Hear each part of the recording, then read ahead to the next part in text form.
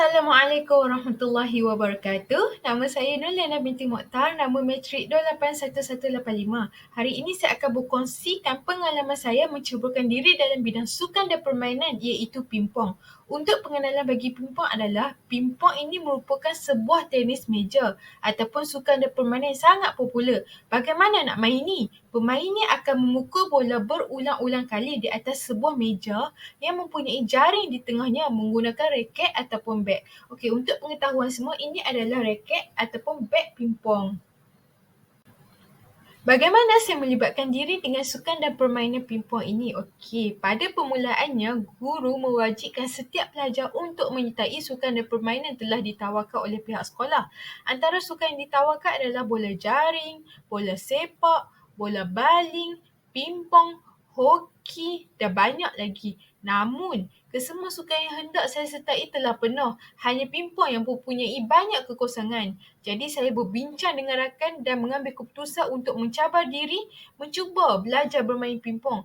Bermula dari situlah minat saya terhadap permainan pingpong ini semakin mendalam dan saya masih lagi belajar sehingga sekarang. Antara aktiviti-aktiviti sukan dan permainan yang dilakukan oleh kelab pingpong adalah setiap hari pelajar diwajibkan untuk berlatih bermain pingpong bermula daripada pukul 5 sehingga 6.30 petang. Pelajar baharu akan dilatih oleh guru penasihat ataupun pelajar yang telah mahir tentang bagaimana cara untuk memegang bat, serve bola dan juga pukul bola.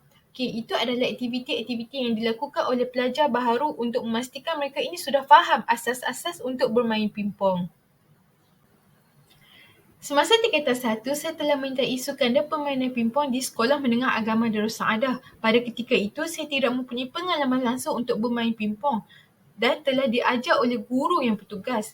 Antara pengalaman yang tidak dapat saya lupakan adalah seminggu setelah saya menyertai kelab pingpong, guru telah menghantar saya dan rakan untuk mewakili sekolah di SJKC Alostar. Antara cabaran yang saya hadapi ketika itu adalah saya masih belum mahir bermain pingpong namun tetap dihantar untuk mewakili sekolah kerana guru ingin saya merasai sendiri pengalaman tersebut. Semangat yang diberikan oleh guru ini sangat memberi makna kepada saya. Walaupun saya telah kalah dengan pemain daripada sekolah tersebut, namun guru penasihat tidak pernah menyalahkan saya dan memberi kata-kata semangat kepada saya untuk terus berusaha dan belajar daripada kesilapan. Guru juga memberi kepercayaan kepada saya dan masih lagi menghantar saya dan rakan-rakan untuk mewakili sekolah pada tahun hadapan. Walaupun saya hanya bersekolah di Sekolah Menengah Agama Darul Saadah selama 3 tahun, iaitu daripada tingkatan 1 sehingga tingkatan 3, namun pengalaman tersebut memberi impak kepada saya sehingga sekarang. Semasa saya bersekolah di sana, saya berada di asrama, jadi kemudahan untuk bermain pingpong kurang seperti tidak mempunyai kemudahan meja pingpong, bola dan beg yang tidak mencukupi pada ketika itu. Jadi, pelajar-pelajar perlu bergilir untuk berlatih bermain pingpong dengan hanya menggunakan sebuah meja sahaja yang berada di sekolah. Namun, setelah beberapa minggu, pihak sekolah telah membeli meja pingpong untuk diletakkan di asrama perempuan bagi memudahkan pelajar untuk berlatih di asrama. Jadi, saya dan rakan-rakan tidak perlu untuk ke sekolah pada waktu malas mata-mata untuk berlatih bermain pingpong pada ketika itu. Namun, saya masih perlu bijak untuk membahagikan masa antara belajar dan bermain kerana saya masih terikat dengan peraturan-peraturan asrama dan juga pelajaran ini perlu diutamakan daripada bermain. Antara kelebihan menyertai sukan dan permainan pingpong ini adalah yang pertama, adanya guru pembimbing.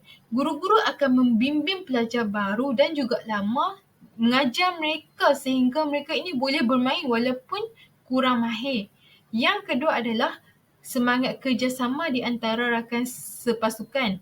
Bermain sukan pingpong ini memulakan kerjasama di antara pemain kerana terdapat dua kategori iaitu bermain secara individu dan juga bermain secara berpasangan ataupun beregu. Jadi, jika tiada kerjasama di antara rakan seperjuangan, agak sukar untuk bermain secara beregu. Yang ketiga adalah menjadikan minda sentiasa tajam dan peka. Permainan ini bagus untuk melatih otak kita kerana ia memerlukan pemikiran yang fokus dalam merancang strategi, teknik dan juga refleksi ke semua anggota badan kita.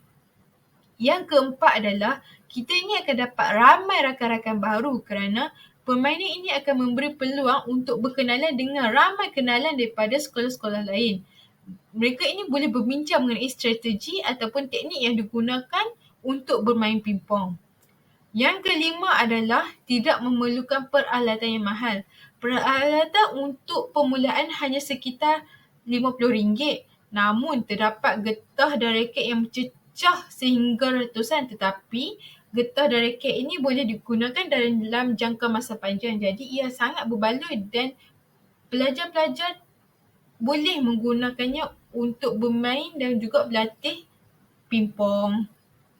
Antara teknik-teknik asas untuk bermain pingpong, kemahiran memegang beg. Kemahiran ini diperlukan dan dipelajari serta dikuasai oleh pelajar dalam bermain pingpong seperti grip, cara memegang beg, serve, pukulan dan juga smash. Okey, antara teknik-teknik yang digunakan adalah yang pertama, teknik grip jabat tangan.